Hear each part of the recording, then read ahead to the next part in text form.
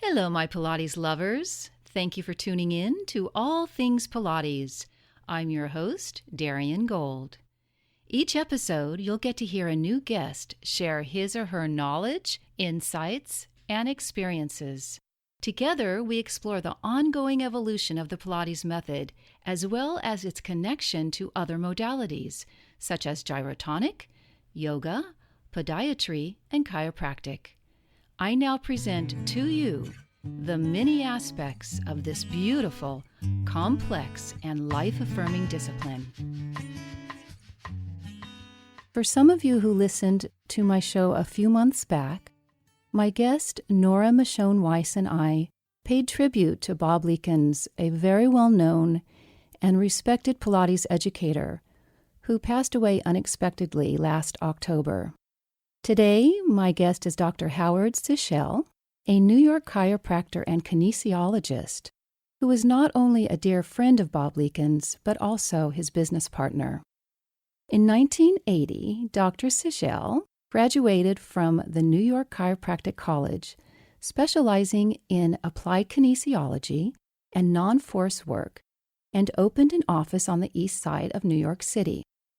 Then 2 years later, Dr. Sichel heard about the Pilates method and more specifically, Romana Kryzanowska and the amazing postural improvements her clients were experiencing. It was around that time period when the doctor saw a photo of himself holding his daughter at her 1-year birthday party. He took one look at his faulty posture, and the very next day, he too became a Romana student. As Dr. Sichel's own posture improved, he was convinced Pilates could help his patients with postural issues, as well as helping to heal chronic weaknesses, and began incorporating the Pilates exercises into his treatments. At the Pilates studio, he also studied with 3 of Romana's instructors, Susan Moran, Phoebe Higgins, and Bob Leekins, and eventually collaborated with them in what was to become Power Pilates. From its inception in 1989, Power Pilates became the leader in classical Pilates education, and over 110 training centers in 10 countries, supported by more than 10,000 Power Pilates certified instructors. Although in 2009, Dr. Sichel relinquished his leadership role in Power Pilates, he continues to advocate the importance of the Pilates method in achieving overall fitness and health. Calling in from New York is Dr. Howard Sichel. Please tell me I'm saying your name right. Darian, you said it perfectly. It's like seashells by the seashore. Thank you. Welcome to All Things Pilates, Howard. Hey, thank you so much. I appreciate you doing this, and it's great that you're trying to spread the word about Pilates. Thank you very much. My pleasure. First question. Originally, how did you learn about the Pilates method? I opened my practice on East 56th Street in 1981. In 1982, I was introduced to a patient, Marjorie Percy's, who happens to have been a master teacher in the Horton School of Dance. And she really changed my outlook on patients and x-rays because she was this 70-year-old, beautiful, long, gray-haired woman that had an amazing posture. And I looked at her x-rays. Her x-rays were significantly osteoarthritic. So we were taught in school that what you see on x-ray and film, that's what you make determination and recommendation for people as far as how to care for themselves. And if I followed that, I would have told her to reduce movement and reduce her exercise. So it made no sense that this woman had such perfect posture, but her x-rays were so arthritic. And I asked her, how did she take care of herself? And for the first time, she introduced the word Pilates to me. She had been a client of Romana for years. And from that, I introduced myself to Romana and asked if I could start sending patients to the original studio on the west side. And you were very fortunate because after that initial bringing patients to her, you got a lucky break, didn't you? Yeah, I did get a lucky break because for years I would send patients, and there was no such thing in the original studio as good customer service that we look for now in a business. And I'd get these Upper East Side women and men, and they'd say, I walked into the studio. No one said hello. No one told me what to do. And I just told people to trust it. And those that did really saw the benefit. And then in I think it was 80, maybe 84, that the studio on the west side moved to the next building on East 56th Street, where Wee Tai Home, who was the owner of Pilates at that time, brought Romana and opened the studio at 160 East 56th Street. And that's when, after I looked at a picture of myself at my daughter's one-year birthday, I said, oh, my God, I might be an athlete, but my posture was horrendous. And that's when I started doing it myself. Vanity rules, right? Vanity rules. It's all about what you look like in a picture. Besides studying with Romana, what was it about each of the 3 instructors you also trained with that compelled you to want to collaborate with them? I started doing Pilates with Romana, with Patty Garvey, with Catherine Shapiro, with Phoebe, with Carrie Reagan. And that was when they were in that studio. And then on a Friday night, Wee Tai and Romana. And Wee Tai called me and said, Howard, I'm closing the studio. Can I put some equipment in your office? Which literally was a door away. So in a 12 by 12 office that I had, that I used for myself, we put 2 reformers, a mat, a tower unit that was built by Steve Giordano, if I remember if that's his correct name. Yes. And I called Phoebe up and I said, Phoebe, why don't you just start working out of here? And Phoebe was the first one that came into my office. And then soon after that, it was Susan Moran. And Bob at that time was just a patient. He was not working at East 56th Street with me. He was a patient of mine, and I think he was still working with Romana, because Romana went to Drago's at that time, there and also Body Art on 3rd Avenue.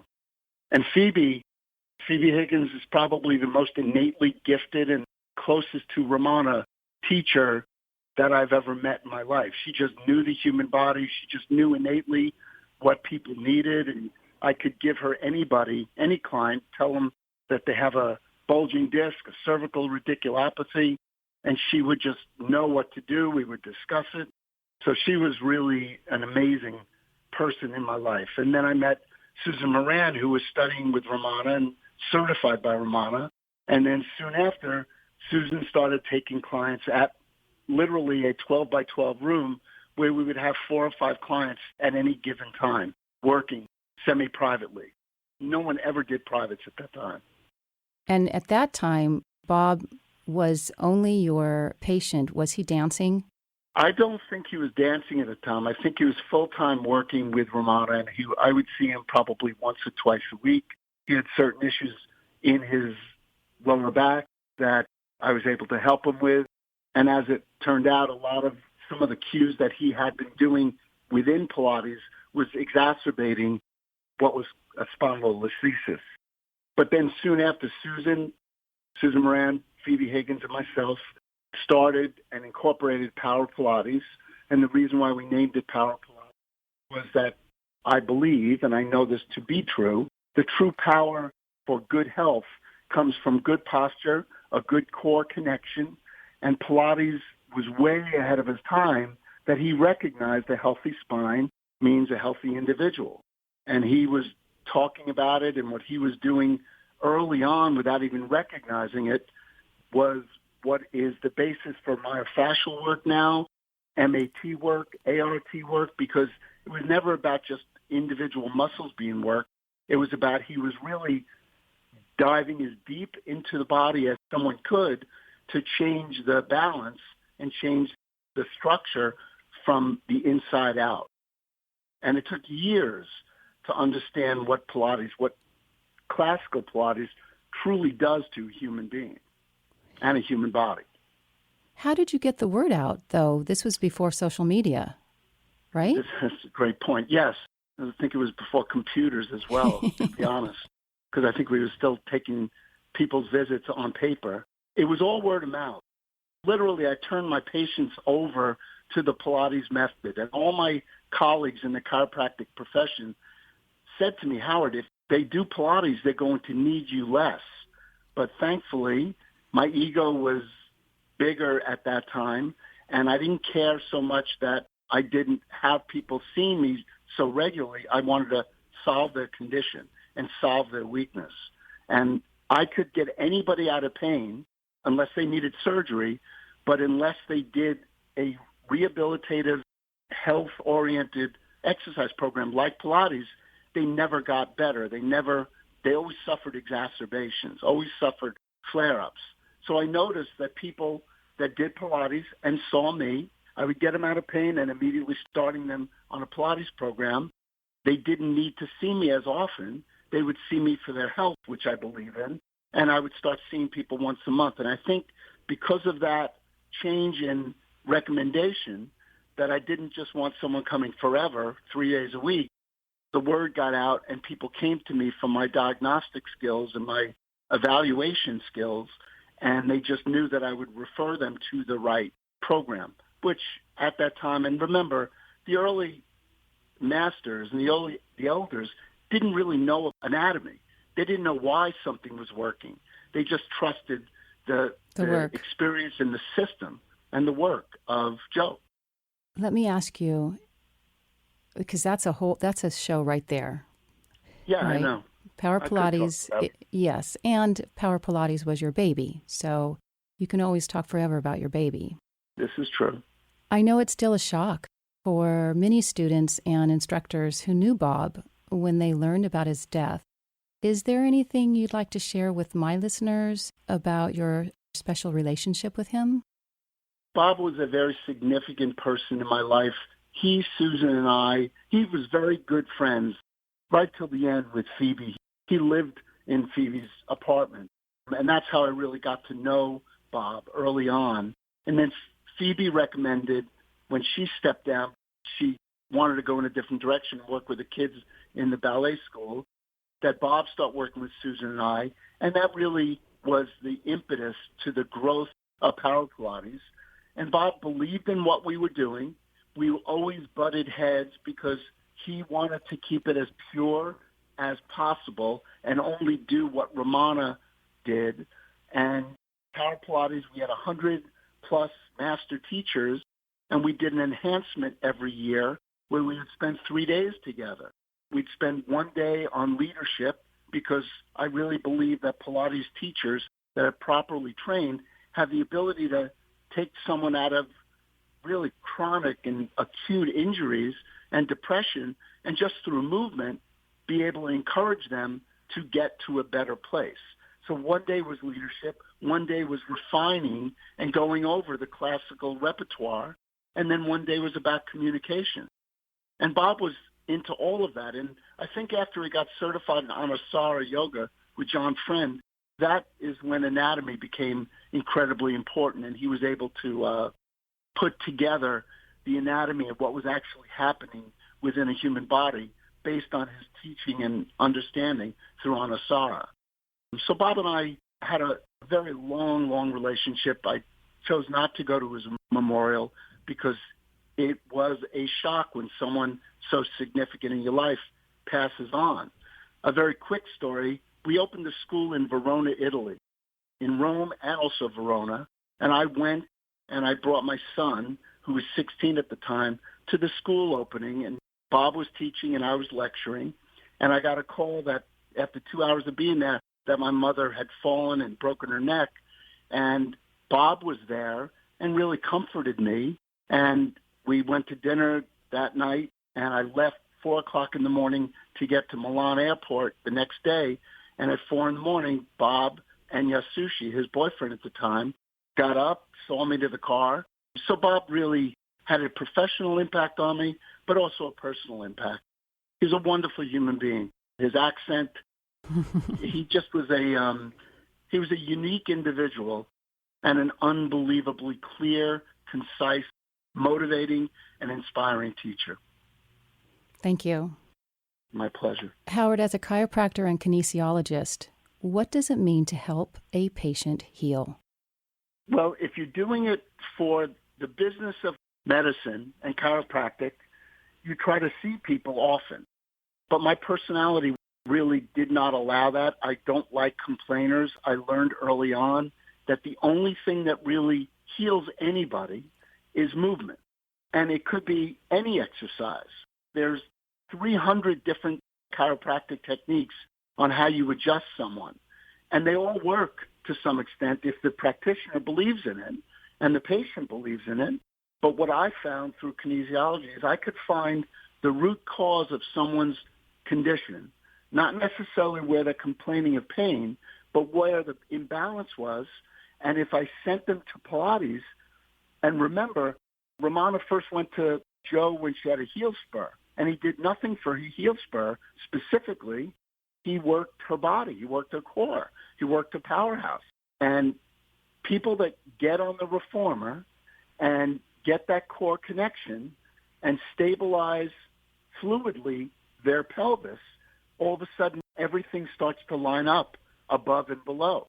Before I talked about fascia and myofascial work, but that's what Pilates does. It works on connective tissue. It works on stretch. We in Power Pilates had 4 S's. The first S was always stability. Then there was strength. Then there was stretch. And then there was stamina. People think that they should stretch first, and they shouldn't. There should be stability first before you stretch, because you want to create a solid base, better posture, because as you get older, the only thing that helps in the aging process is a healthy spine, good posture, lubricating the joints, and there's nothing that does it as well as Pilates. All movement, all exercise is important, but anything to do with the posture, and I know Joe studied animal movement. There's a new modality called animal moves, I think. But his work on the equipment and why he developed all the equipment is to hit a person's body at every angle, in every position. It just is and always was. And I didn't learn this after a month. And even a teacher that gets certified, what they know after a year is minuscule compared to what they know after 10 years. And all the master teachers of Power Pilates that studied really extensively, and there were some brilliant ones. They weren't just good technicians. They were great people and great communicators, had great heart, because when you take someone through Pilates, a Pilates repertoire, and you have them as a client for a while, they physically don't just change. They change emotionally without ever saying anything, because you're having them go into the areas that they have shut down and all of a sudden waking them up.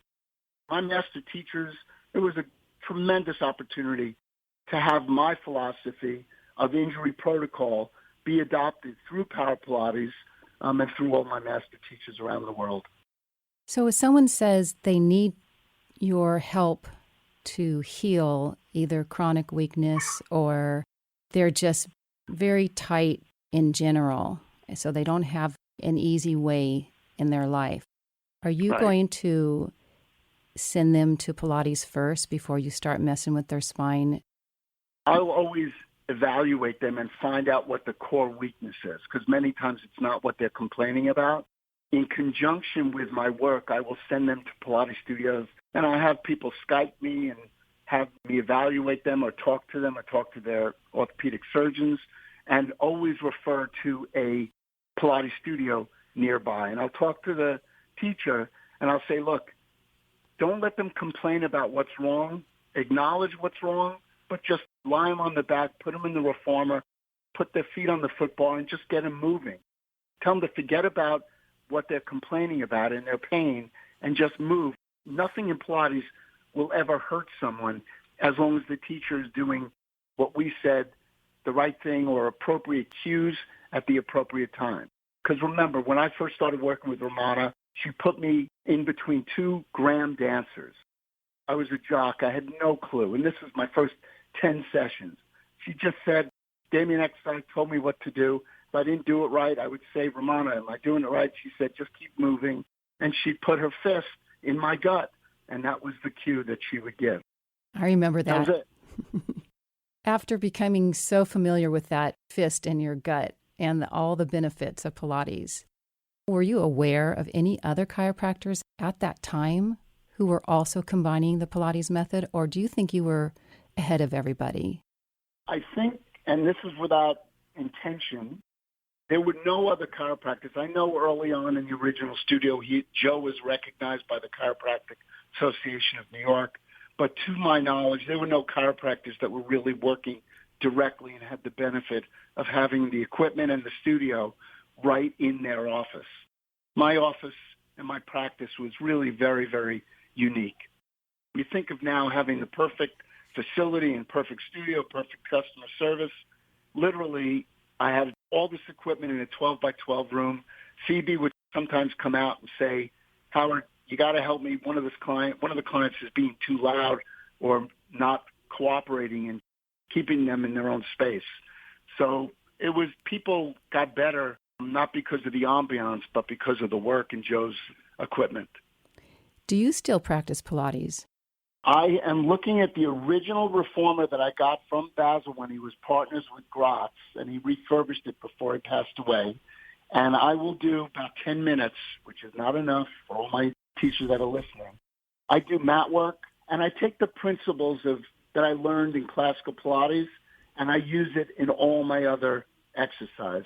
If I do weight training, I'll always do mat work and core stability first and foremost. But after this call, I'm sure I'm going to have to start doing Pilates again, because there's nothing like it. People say that they don't like it. It's because they don't want to work so hard, and they need to get it. And you don't get it. People have to trust the teacher, and you're not going to do it perfectly. You're not going to do it right, but it's very different than just doing the bench press. Why do you think some people don't want to work that hard? Because they don't want to put the effort in. They don't trust it. If you look at all the professional athletes that are now doing it, they're doing it, they might not enjoy it, but they know that working that hard, and again, there's nothing that squeezes the energy out of every cell in our body like a Pilates session.